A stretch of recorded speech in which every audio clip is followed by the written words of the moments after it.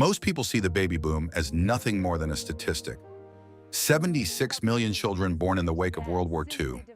Yet on June 22, 1944, a man approaching the end of his own life perceived something far different. In reading 3976-29, Edgar Cayce described a mission. He saw that your arrival was no accident. You were sent. He called your generation a wave of veteran souls, ancient, seasoned, and tempered in the fires of former ages. You volunteered to return during this precise window of time to serve as a living bridge for the transition of 2026. For 80 years, these documents remained sealed in the vaults. They claimed the information was too weighty for the public mind. But time has expired. If you are drawing breath right now, you are part of this contract. And what occurs exactly 180 minutes after the physical heart ceases is the first clue to your true identity.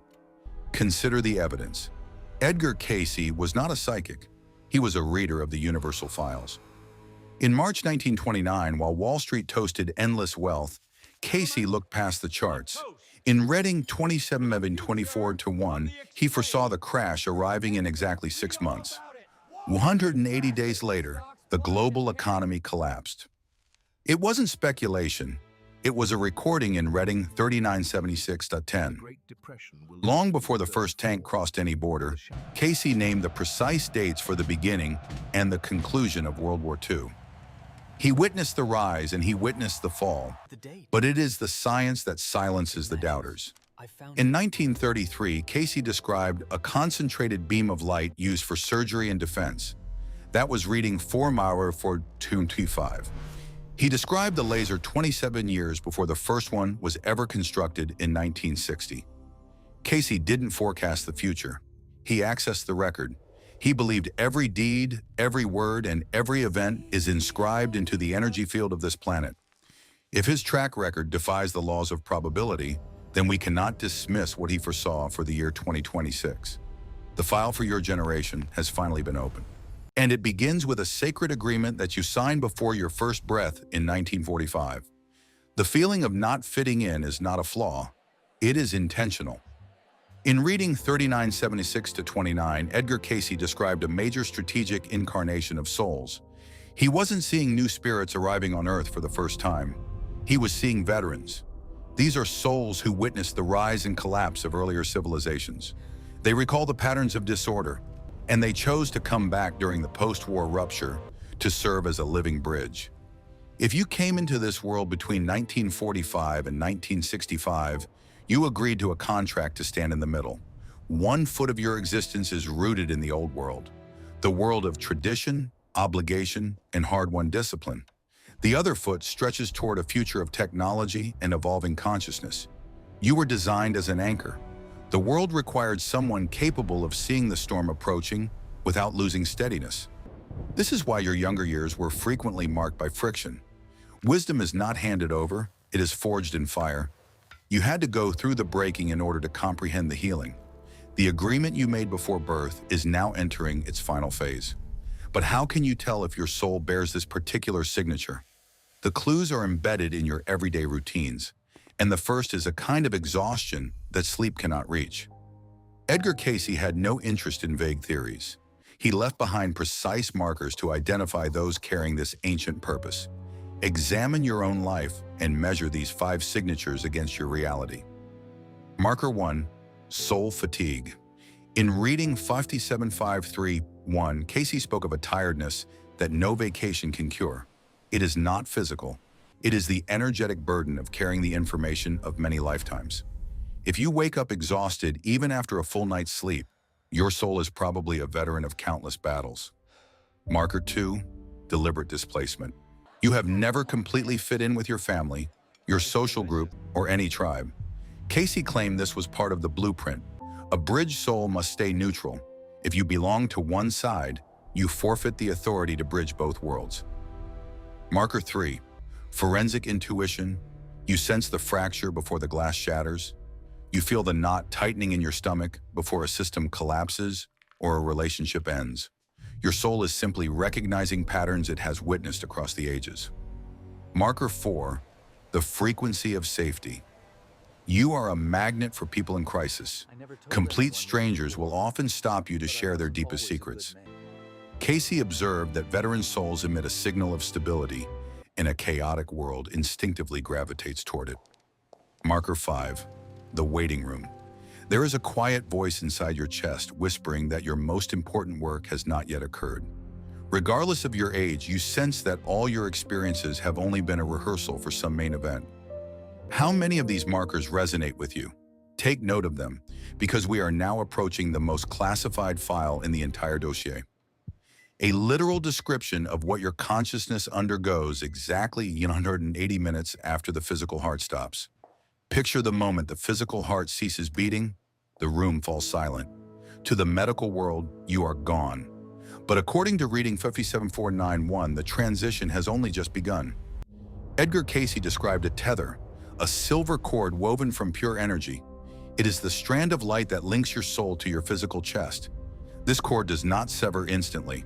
It requires exactly 180 minutes, 3 full hours, to fully release. During this interval, you are not plunged into a dark tunnel. You are witnessing a shift in resolution. The hospital room begins to fade like a photograph left too long in the sun. The walls, the machines, the people, all grow transparent. Simultaneously, the world of frequency becomes solid. You begin perceiving colors that have no names in our language. Then the 360-degree review commences. There is no wrathful God.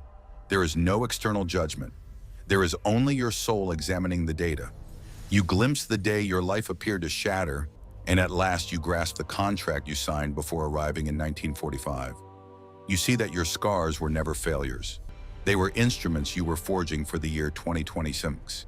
For a veteran soul, this 3-hour window is a time of pure peace. It is the moment you recall who you truly are. But where do you travel once the silver cord finally snaps? The answer is not a matter of luck. It rests on a law of physics that Cayce warned us about decades ago. The law of frequency. When the 3-hour window closes and the silver cord finally breaks, you do not drift into a void. You are drawn. In reading 57492, Edgar Cayce described the solar system as a vast university. The planets overhead are not merely stones. They are energy stations. Picture it like a radio. You can only hear the music of the station you are tuned into. If your life was weighed down by anger, resentment, or greed, your soul carries a dense quality, and you are instinctively drawn toward the frequency of Saturn. It is a realm of slow motion, a cleansing ground where you must confront the shadows you attempted to ignore. If your life was practiced in peace, service, and compassion, your frequency is light. You move toward the expansion of Jupiter, a place of vast intelligence and blinding clarity. There are 7 main levels within this system. This is neither a reward nor a punishment, it is simple physics. A heavy soul cannot endure within a high-frequency station. It would be like trying to plug a low-voltage bulb into a nuclear reactor. For the veteran souls born between 1945 and 1965, this information is your training manual. Your soul has visited these higher stations before. That is why the modern world so often feels small and hollow to you. But as we draw near to 2026, the Earth is elevating its own frequency. The planetary school is advancing to a higher grade. And if your inner arc is not prepared, the shift will feel like a storm. The Earth is not a lifeless stone drifting through the void. It is a living antenna. And at this very moment, the signal is changing. In reading 397615, Edgar Cayce foresaw a window of time in which the planet would literally shed its skin. He predicted a pole shift. For decades, these warnings were brushed aside. But today, the data coming from NOAA is blinking red. The North Magnetic Pole is no longer in its proper place. It is fleeing Canada, sprinting towards Siberia at a rate of 55 kilometers per year. This is not speculation. It is the documentation of a planetary event. Cayce warned that such geological ruptures mirror a spiritual rupture. When a civilization becomes too burdened by greed and disconnection, the Earth grows feverish. A disaster is simply the planet trembling to purge the poison. As we move toward the 2026 peak, the Earth's protective magnetic shield is growing thinner. The planet's heartbeat, the Schumann resonance, is surging in ways that defy standard physics. You can feel it within your own nervous system. The unexpected anxiety, the sense that time is speeding up. It is your body attempting to tune itself to a new Earth frequency. Many people are constructing bunkers to endure this transition, but the Cayce records reveal something far more disturbing. A hole in the ground cannot shield you from a shift in frequency. To survive what is approaching, you don't need a bunker. You need an inner arc. Why was your family so troubled? Why did you feel like an outsider within your own childhood home? In reading 257-211, Edgar Cayce revealed a cold, surgical truth. You did not choose your parents because they were flawless. You chose them precisely because they were broken. Every family carries a bloodline wound, a cycle of rage, addiction, or silence that has endured for centuries. These patterns function like genetic chains, handed down from father to son, from mother to daughter. For the veteran souls born after 1945, the mission was a weighty one. You were sent in to be the chain breaker. You volunteered to enter a family line caught in a cycle of suffering. You accepted their trauma, their debts, and their shadows, not as a sentence, but because you were the only one strong enough to break the loop. When you make a different choice, when you choose peace instead of rage or truth instead of secrecy, something occurs that science has yet to measure. Cayce said, "The healing flows in two directions. You are clearing the records of the ancestors who passed before you, and you are liberating the children who will come after you. Your struggle was not the failure of your life. It was a successful operation for your soul. But as the 2026 window narrows, this inner work must transform into a collective signal. It is time to let the network know you are awake, and it begins with a simple act of soul recognition. If you are hearing these words, it is not by accident. Algorithms did not guide you here. Soul recognition did. You have carried the burden of being different for decades. You have gazed at the world and felt a deep, silent yearning for a home you could not put into words. Now you understand why. You are a veteran soul, and a veteran never stands alone. I want you to look at the comments section of this video. You are about to see a map of the living bridge, thousands of others who arrived within that same window of time, from 1945 to 1965. We are creating a signal right now, a frequency of awareness that the old world cannot block. I want you to acknowledge your contract. Type the year you arrived on this planet followed by two simple words, I remember. This is not for me. It is for the network. By typing those words, you are telling the universe that you have stepped out of the fog. You are signaling that your inner arc has been built. Read the years of those who arrived with you. Feel the power of this collective anchor, because as the 2026 window tightens, our connection to one another will be more valuable than currency. But there is still one final file to open, a secret about where you were before the baby boom began. It involves a lost empire, a blue stone, and a choice that is repeating itself right now. Why do you feel a pull toward these mysteries? And why does the modern world with all its technology feel so familiar and yet so dangerous to you? Edgar Cayce had the answer. Within his largest collection of readings, the 364 series, Cayce uncovered a truth that will change the way you see yourself in the mirror. He did not view Atlantis as a myth.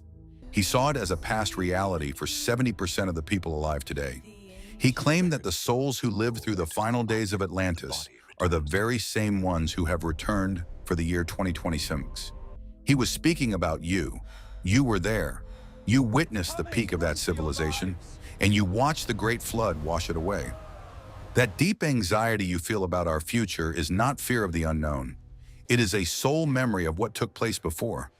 But what was your specific role in that lost world? And why did you choose to return now during this particular fracture in history? The archives reveal that your arrival in 1945 was not a new beginning. It was a strategic reunion. In our next dossier, we will examine the evidence proving you are an Atlantean survivor. We will uncover the specific skill codes you carried back with you and the one mistake we cannot afford to repeat. Subscribe to this frequency. The map is yours to draw, and the memory is only beginning to return. Welcome to the new Earth.